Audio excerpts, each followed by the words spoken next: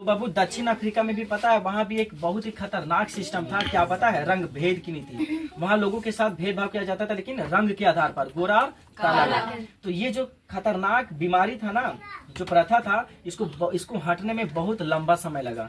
इसीलिए चैप्टर का नाम लगा कि a long walk to the freedom. अब बताओ, जहाँ पे भेदभाव होता हो वो देश कभी आजाद रहेगा? वहाँ के लोग आजाद रहेंगे क्या? आजादी कहने का मतलब है कि जो तुम कर सकती हो वो हम भी कर सकते हैं। तुम्हारा भी मौलिक अधिकार तो हमारा मौलिक अधिकार है। तुम अगर सरकारी स्कूल में पढ़ सकते तो मेरा भी अधिकार है, हम भी पढ़ेंगे। समझ में आया? लेकिन वहाँ ये चीज नहीं था। समझ में आया? तो ध्यान से देखिएगा, इंट्रोडक्शन, परिचय, ठीक है। बिफोर स्टार्टिंग दिस चैप्टर, इस चैप्टर को स्टार्ट करने से पहले, ठीक है, it is must important to know about the real story of the South Africa. ठीक है, ये चैप्टर को स्टार्ट करने से पहले हम लोग को साउथ अफ्रीका का जो वास्तविक कहानी है उसको जानना पड़ेगा। समझ में आया? इतना तक में कोई दिक्कत? इन साउथ अफ्रीका, इसका हिंदी साउथ अफ्रीका में there was apartheid. A part third समझ में आता है? ए पार्ट थर्ड, ए पार्ट APART। देखो सम इम्पोर्टेंट वर्ड हम देखो लिख दिए हैं, ठीक है। इसको लिखना जरूरी है, नहीं तो तुम लोग नहीं बना पाएगा क्वेश्चन आंसर। जिसको बोल ए पार्ट थर्ड सिस्टम मतलब रंग भेद की नीति। देखो, रंग के आधार पर भेदभाव करना क्या कहलाएगा? रंग भेद। क्या?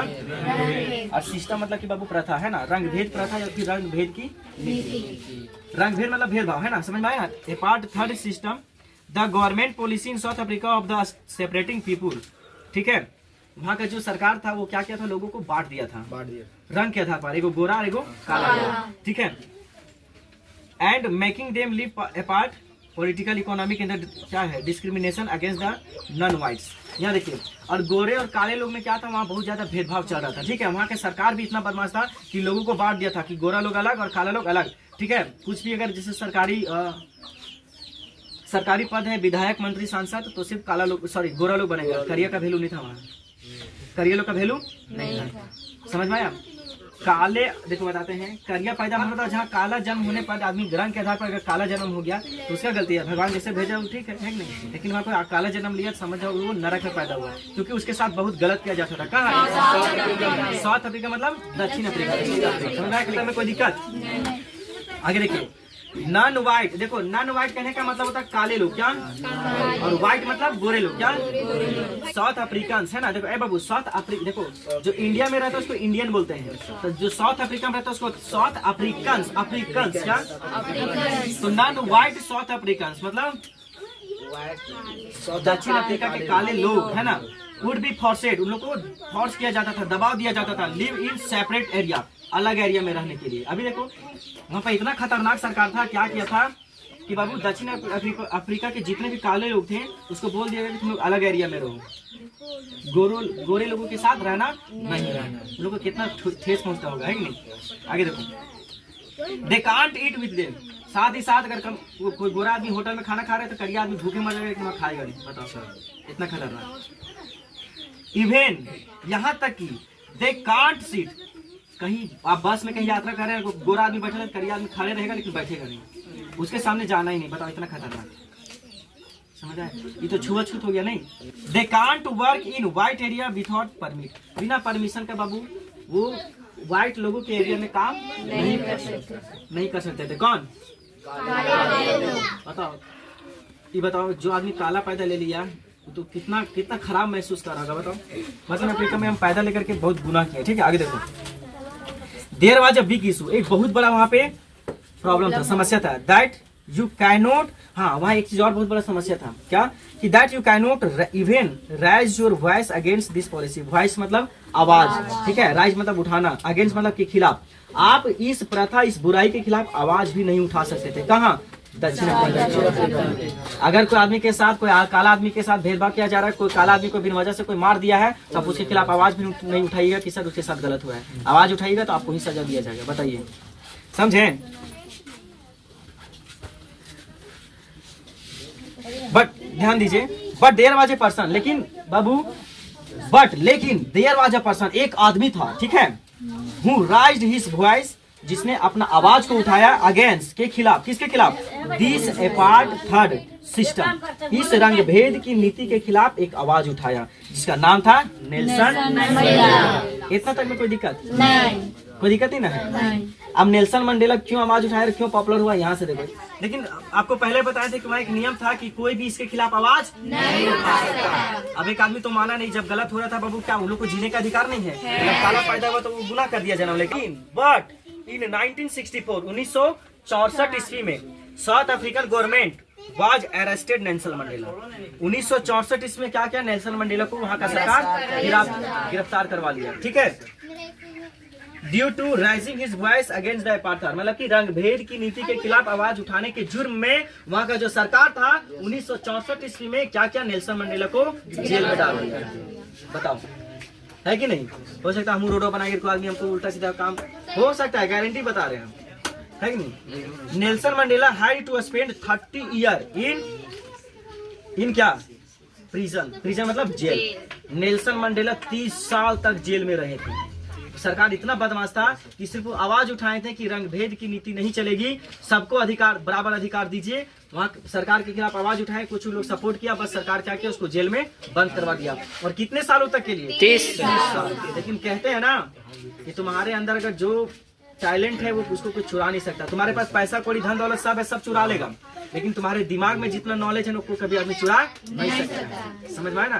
पैसा से कोई आदमी तुमको गरीब बना सकता है, लेकिन दिमाग है कभी तुम गरीब बनेगा नहीं। इसलिए कहते हैं पैसा कोई भले मत कमा, लेकिन पढ़ो लिखो जरूर। समझ में आया? पढ़ा लिखा रहेगा कभी गरीब नहीं होगा। समझ में आएगा?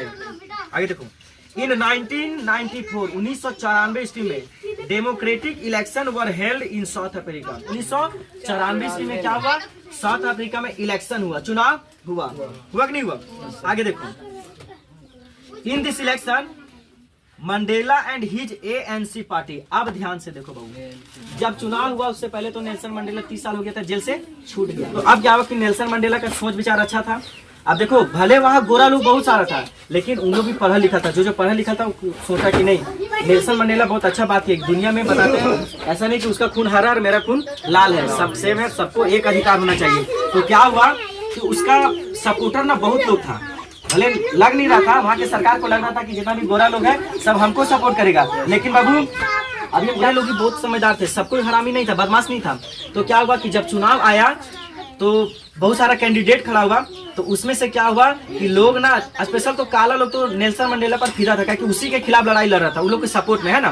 तो क्या किया कि नेल्सन, जैसे टाइगर जयराम आते हुए नया पार्टी बनाया, JB केसेस हट गया, अब बनाया JLKM, क्या कैंची छाप, है ना। तो उसी प्रकार से नेल्सन मंडेला एक नया पार्टी बनाया जिसको बोलते क्या, इसका फुल फॉर्म होता है अफ्रीकन नेशनल कांग्रेस। क्या? African National Congress. जिससे founder of the ANC Nelson Mandela. समझ में आया? देखो ऑब्जेक्टिव यही साथ हम बता दे रहे, ठीक है।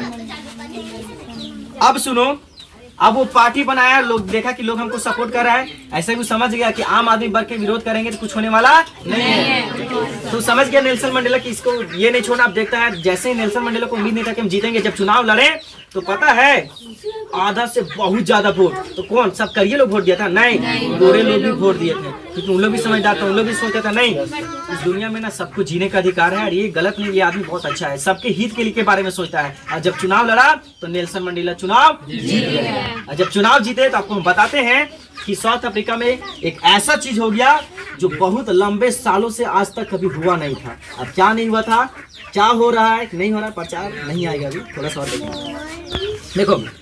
1994 में डेमोक्रेटिक इलेक्शन हुआ, डेमोक्रेटिक मतलब लोकतांत्रिक चुनाव, है ना।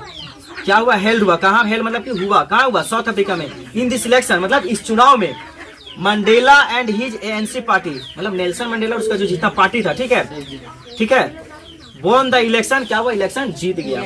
दे गोट 252 आउट ऑफ 240। टोटल कितना सीट था, 420, और 420 में कितना सीट लाया अकेले, 252, आधा से अधिक। तो बताओ किसका सरकार बनेगा, नेल्सन मंडेला का ना। बताओ, इसको कहते हैं बाबू पावर ऑफ द पॉलिटिक्स। देखो रिक्स लिया तो आज नेता बन गया ना। तो अब क्या हुआ बाबू, देखो यहाँ पे कि ANC पार्टी मतलब कि African National Congress won the election, उन्होंने क्या किया, चुनाव जीत गया। दे गोट 252, मतलब कितना वोट टोटल आया, 252, कितना में से, 420 में से। आफ्टर मोर देन, ठीक है, 3 centuries of the white rule. 3 century मतलब कितना हुआ, 3 शताब्दी, 3 शताब्दी मतलब 300 साल, कितना, 300 साल। 1 शताब्दी बराबर 100 साल, तो 2 शताब्दी बराबर 2 साल, और 3 शताब्दी बराबर 3 साल। तो पता है जो रंग भेद की नीति थी वो 300 साल तक चला था। बताओ कई को पीढ़ी खत्म हो गया होगा, समझ में आया? तो now non white government was going to form, लेकिन 300 साल के इतिहास में पहली बार किसी काले सरकार की सरकार बनने वाली थी, मतलब रंग भेद की नीति खत्म होने वाली थी। और वो किसका सरकार? Nelson Mandela. आगे देखो, Nelson Mandela has become south African first black president, मतलब नेल्सन मंडेला जो है वो दक्षिण अफ्रीका के पहले काले राष्ट्रपति बने थे। समझ आया? बताओ 300 साल तक जो कार्य आदमी रहता था कई नेता नहीं बनता, लेकिन 300 साल के इतिहास में पहली बार एक आदमी वहां पे नेता नहीं, डायरेक्ट राष्ट्रपति, देश का सर्वोच्च नागरिक बना था। कौन? Nelson Mandela. समझ आया? कितने सालों बाद वहां पे ऐसा लागू हुआ? 300 साल के बाद। समझ आ गया? अब देखिए 10 मई 1994, 10 मई 1994 ईस्वी को क्या वेन द नेल्सन मंडेला टूक ऑथ मतलब शपथ, क्या शपथ। अब क्वेश्चन यहाँ से ऑब्जेक्टिव आएगा कि नेल्सन मंडेला राष्ट्रपति पद के लिए कब शपथ लिए थे? देखिए 10 मई 1994 वाज कि 10 मई 1994 ईस्वी को नेल्सन मंडेला शपथ लिए थे। किसके लिए? प्रधानमंत्री के लिए, राष्ट्रपति। When the Nelson Mandela took oath as the president of the South Africa, he becomes a first black president of South Africa. दक्षिण अफ्रीका के पहले राष्ट्रपति बने। कौन? Nelson Mandela. ऑब्जेक्टिव में क्वेश्चन आएगा, who was the first black president of the South Africa? Nelson Mandela. जितना objective हम डिस्कस करते जा रहे हैं, ठीक है?